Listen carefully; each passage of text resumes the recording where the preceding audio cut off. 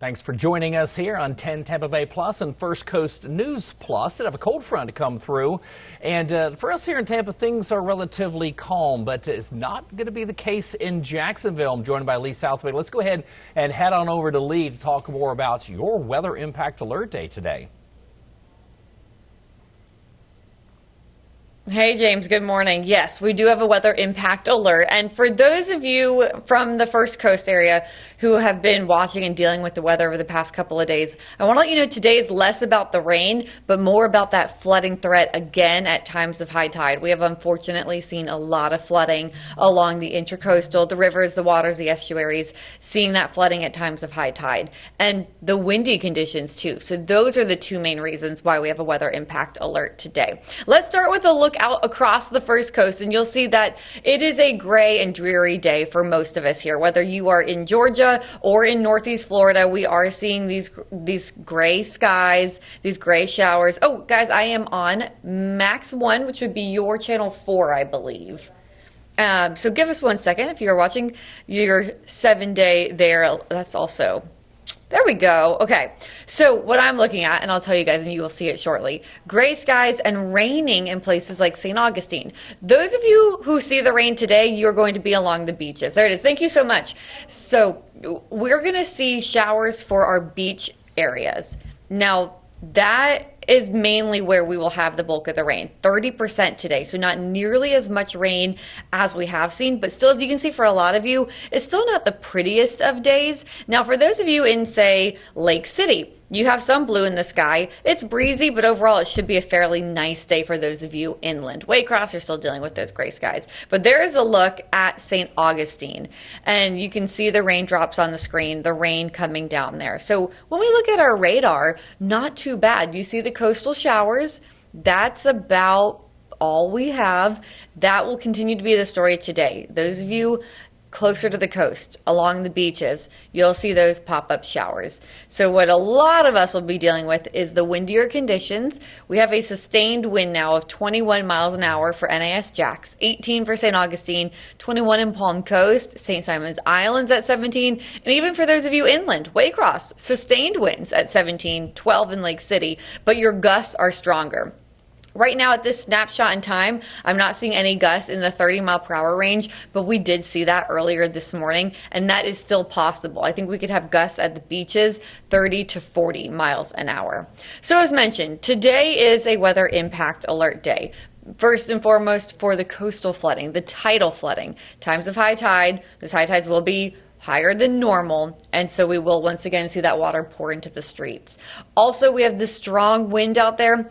And then, as I just showed you, some coastal showers, just a few showers. So watch out for road closures, not from the heavy rain that would cause some ponding on the roadways, but again, those tides, the high tides, looking like this. So this is a look out of Fernandina Beach yesterday, those higher than normal high tides. This sent to us by Kathleen, one of our weather watchers. That's Front Street in Fernandina Beach, downtown area. And oh man, that water really coming up. Got a couple of photos for you here. This one from Tammy. This is at St. Augustine, and people driving through flooded streets there too. So we've gone from St. Augustine to Fernandina, and we'll continue north into St. Mary's. Terry sent in this photo, our weather watcher, of the St. Mary's riverfront flooding as well. So that is the story, unfortunately, again, today at high tide. It is possible that where you saw flooding yesterday, you would see it again today. So what are those high tide times? Generally speaking, the lunch hour or a little bit after. So St. Mary's, we just saw that picture of you guys. Today, right around 1:30, that's your high tide. Fernandina Beach, we looked at that photo for you. Your high tide closer to 1 p.m. Bridge of Lions in St. Augustine, 12:41 p.m.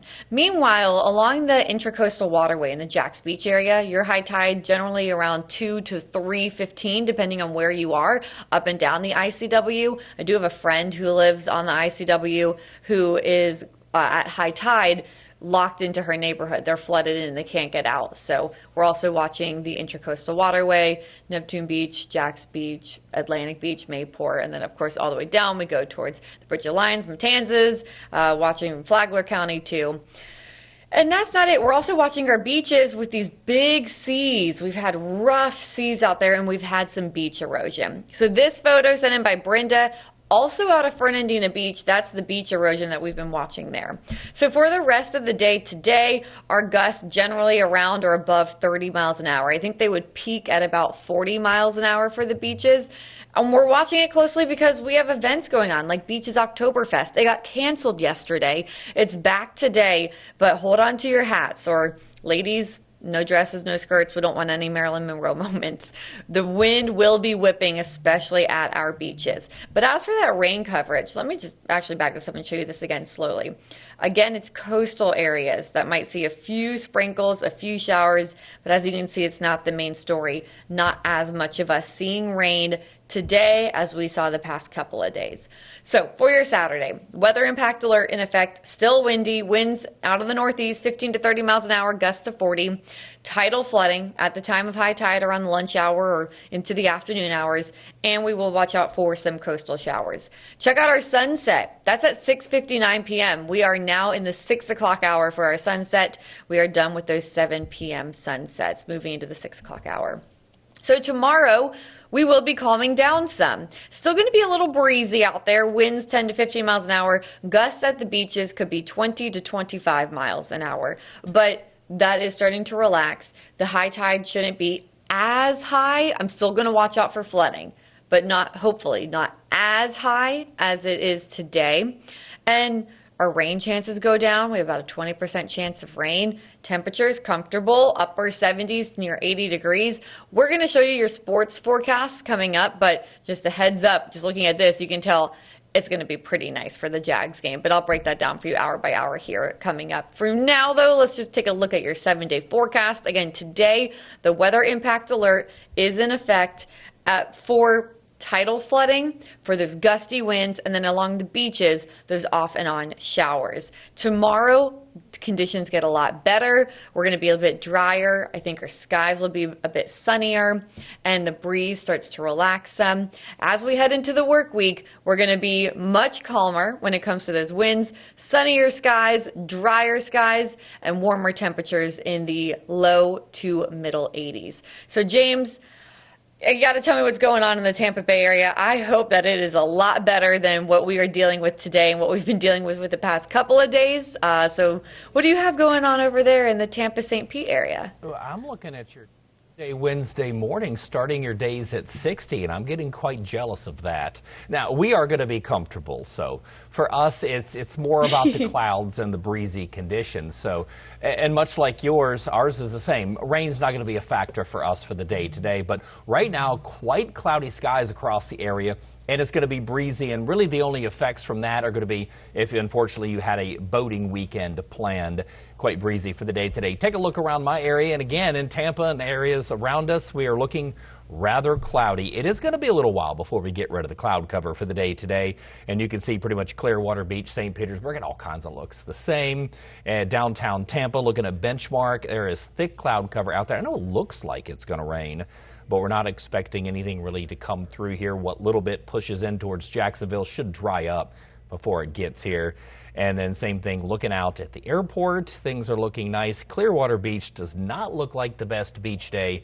You will get some sunshine this afternoon, so your beach forecast is for mostly cloudy through about maybe 2, 3 o'clock, and then we'll see partly sunny conditions before it goes down. We're looking at a high of around 81 here for the beaches, but again, it's mostly about the wind. UV index is a 7. Your water temperature is 82 degrees, but we do have a small craft advisory for the day today. The bay is going to be rough at times. Our winds are out of the northeast about 15 to 25 knots. And again, this is all the same weather system what's causing, again, all the high winds and surf in Jacksonville is all due to that low, which I'll show you in just a second. But it's going to be taking off gradually today into tomorrow. So your seas today at 4 to 6 feet. Your boating forecast is much better for tomorrow and even better as we go throughout next week. So currently our winds in our area, not too bad. We're seeing some winds in the teens. And again, we'll see some gusts in the 20s for some spots, especially out over the water. Temperatures are in the low 70s. Again, it is comfortable here. We have mid to upper 60s to a few spots, still about 70 to 71 for your dew points. That is going to get better, though. It's already getting better thanks to the cold front moving through yesterday. You can see anywhere from 4 to a 7 degree difference, being more comfortable this morning and getting more comfortable Sunday into Monday as well. And the good news is we'll hold that lower humidity as we go throughout actually all of next week, because we have another cold front. It's going to be a dry one, but it's going to come and help or really keep the drier air in place. So your forecasted heat index is probably the best news I got for you. High today's 84, your heat index is 85. So again, you can't really ask for better conditions than that across the area. So today there's your 84, early clouds, a little bit of afternoon sun, but those winds out of the northeast about 10 to 20 miles an hour. So quite the breezy day today. And again, shouldn't be a big bother if you're not planning on doing any boating today. Satellite radar shows the thick cloud cover we still have across the area. You're going to see a few breaks. Those are a little bit more up towards the north, get ready to make their way towards the nature coast, and that is how we'll gradually clear from north to south. There's the low off the coast, and there's the cold front pushing its way down to the south. There's our rain chances for the day. Again, it's all up to the northeast, again, around Jacksonville area, which is still not a high chance there. But you see Sunday through Wednesday, we're going to be fantastic. So your futurecast, again, shows a little bit could possibly make it down through our area, but it's not going to be much. That's where the 10% comes in. About 3 o'clock, we'll start to see some sun. And then again, we'll continue to see things clearing out tonight, and the next couple days is going to be nice. So here is the low. It's wreaking all havoc on the East Coast there. It's bringing flooding conditions all the way up through the Carolinas, and it's going to get a little worse for them as we go into tomorrow, as it's going to get better for our coast, for Jacksonville, as that one moves this way kind of up and out. So by Monday, everything's looking great here. Again, this one's not a strong front, and some forecast models doesn't show it coming through. A European model shows this high pressure building in back behind it, and that's going to be for next weekend, to start next weekend. I'll show you a change coming up here in just a second. But your dew point forecast, this is what, again, everybody's been waiting on, been talking about it with all these cold fronts for the past couple of months, getting the taste of fall up to the north. We have got nothing here. And you can see those dew points going down even more for tomorrow, and then holding anywhere between 60 and 63 all the way through Friday. Now look at your moisture here, and this is why, again, we're going to see this extended dry time. That low works its way up the coast. We get what's back behind it, that cooler, drier air pulling its way in from the north. We're going to continue that. Again, we could see a reinforcing shot of some drier air. That would be in terms of that cold front. We'll see if it comes through. But right here, this model shows it pushing through and down to the south. That's why you're seeing kind of some moisture down here. That's not going to be for us. But watch this high pressure. Now here we go into Saturday again. Friday, Saturday still looks great, but the extended models show that high shifting far to the east, kind of opening the door for all that moisture to come back across the area. More of that south-southeast flow with the high all the way over here, and then another front that's up towards the north. So that's the extended, and that's what you see here in the moisture content for the European. Look at the jump between Saturday and Sunday as that high takes off towards the east. So again, a lot can change with this. We saw a lot changing with this low that's off the coast right now, exactly where it's going to go. We're still far away from that. Just know that your upcoming forecast looks fantastic. So we'll get to your 7-day forecast here, because again, things are looking beautiful for us. We're going to be a little breezy today. That gets better tomorrow, and your extended starting your days, or starting tomorrow all the way through Friday, will start in the upper 60s. We'll end up mid-80s tomorrow, then climbing 87 to 88. Again, your normal is to start the day at 71 and top out at 87. I'm going to be pretty close to that Monday through Wednesday, with 68s to start the day and 87 for a high. We do start to warm up a little bit more Thursday into Friday. It looks like maybe some moisture Sunday into Monday, but all in all, looking pretty good. So your beach forecast, will end with this before we talk about some sports forecasts coming up here. Today and tomorrow, both you're in the low 80s. Again, today, the big deal is the cloud cover. Again, we'll get sunshine this afternoon at 82. And then for Sunday, a lot of sunshine for the whole day. And we're looking at a lot lower winds, about 5 to 10 miles an hour. So if you have to pick a day, I would definitely pick tomorrow for that beach day. But there's a lot of other stuff going on. Lee, you mentioned your sports forecast. Let's go ahead and get to yours, see what it's going to be like for tomorrow, because it looks like your conditions are going to get a lot better. Yeah, absolutely. I just also got a comment on both of our 7 days being so dry. It's nice to see. It's a sign of the change in the seasons. I enjoy seeing that for both of our 7 days. Finally. Okay, so let's get over to sports. We'll pull up this graphic. I hope you don't mind, James. I'm going to start with some college football. Only here at First Coast News, we talk about FSU, the Gators, and UGA. And so Tallahassee has a home game today. So Pitt at Tally taking on Knowles at 12 p.m. right around 72 degrees, but staying in the 70s today in Tallahassee. A really nice and beautiful day. And I actually just got to be honest with you guys, I like all of these forecasts. Now, granted, a bit warmer in College Station where the Gators are at Texas A&M, but not too bad. And of course, it'll be cooling down because that's a night game.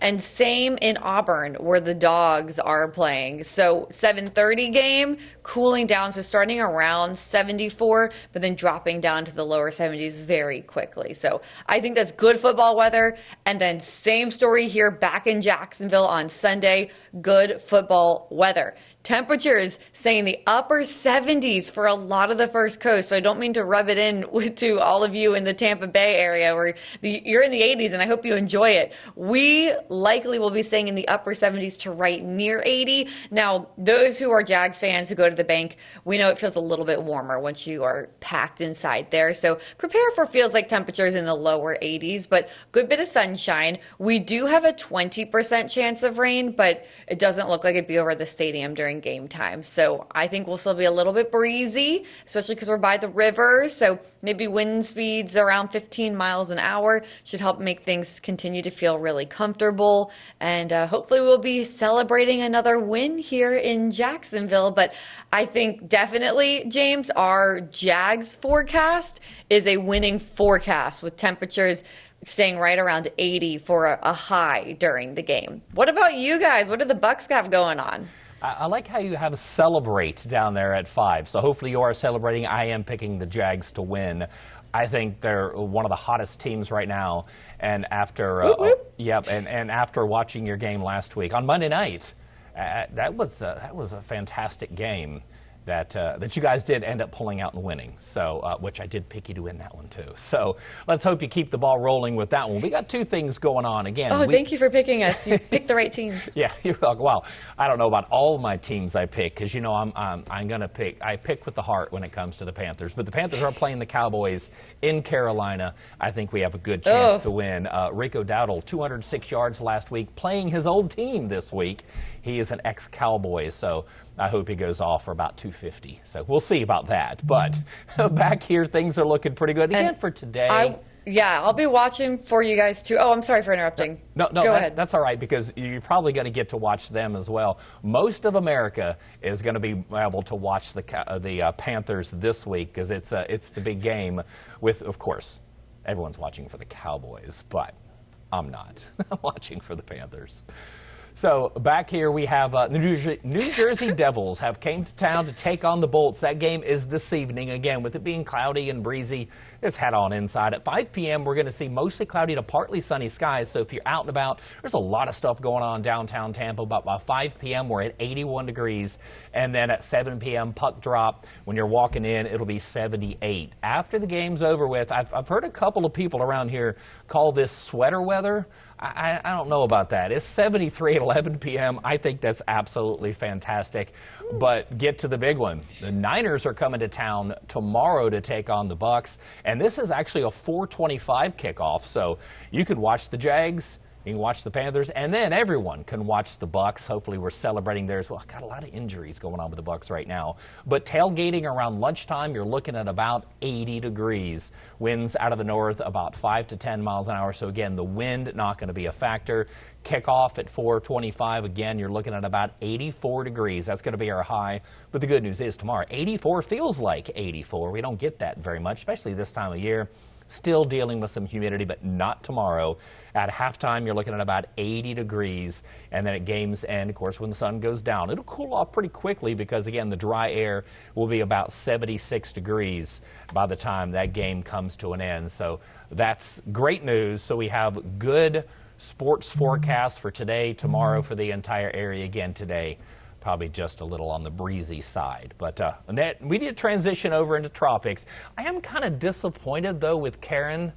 I've got my opinions on whether that one should have really been named or not, but it's already gone. So let's just go ahead and move on to the next. We still have Jerry. And we have an area that we're watching that has come off the coast of Africa. But the good news is you kind of see where that polygon, the yellow spot is, how it's kind of curving its way up to the north. So that's good news. National Hurricane Center giving that one a 10% potential over the course of the next few days, a 30% potential over the course of the next 7. And I'll show you some models on that one because we got a lot going on out over the Atlantic right now. And again, we still have Jerry. So Jerry's out there. It has now weakened again a little bit more. It was 60-mile-per-hour winds this morning, and it's now down to about 50. It is forecast to continue to weaken. It's moving directly to the north at 16 miles an hour.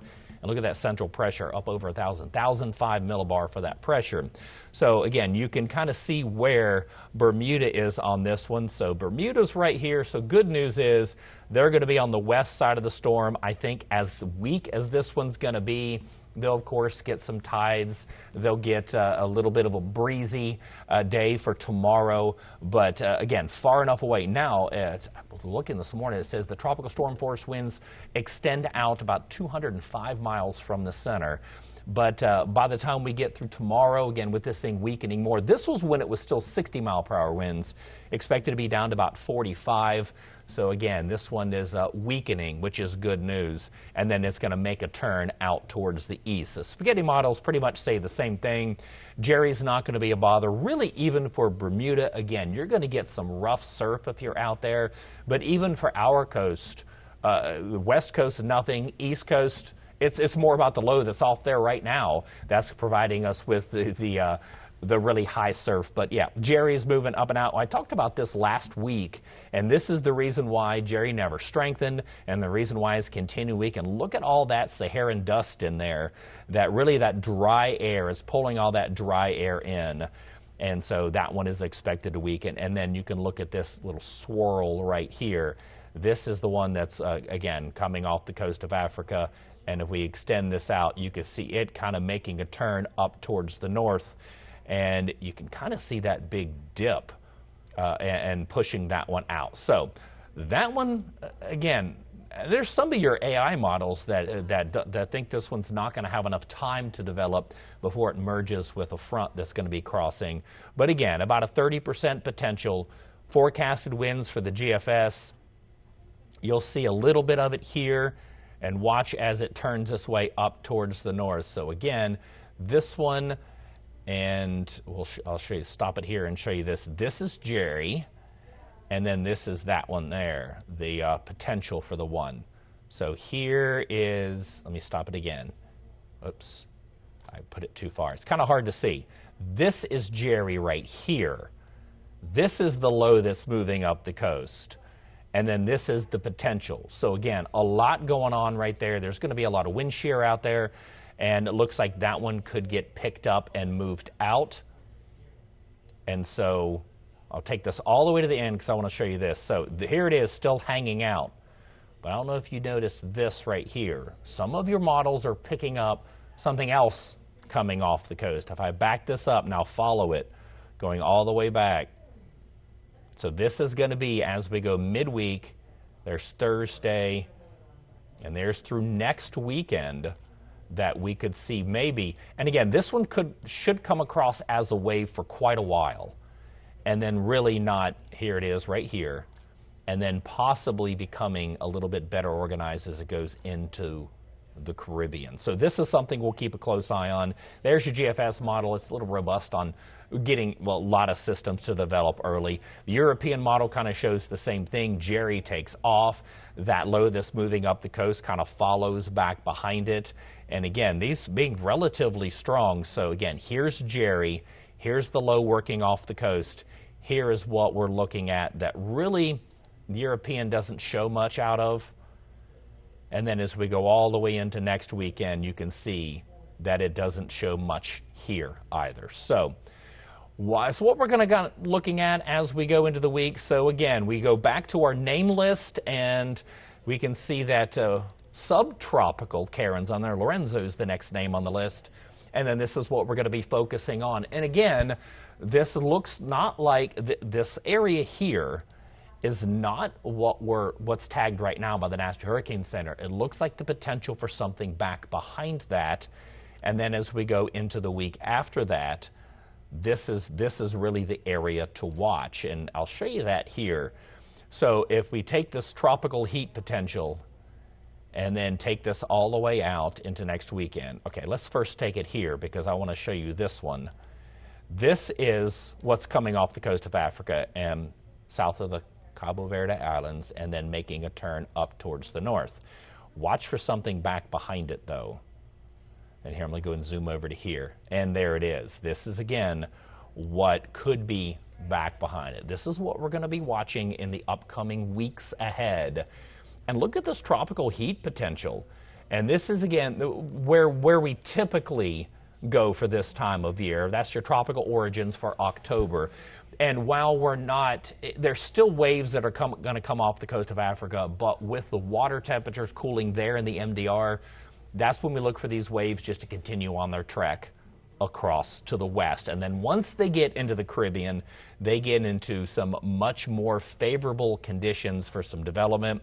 And again, you look at this orange in here, there's your most likely, and then even more likely here in the green. So pretty much anywhere in the Gulf, in the western, northern Caribbean, same thing around the Bahamas, and then move their way up the coast. So again, we'll watch that. Here we are in hurricane season. Again, today is the 11th, and we're through the first third of the month.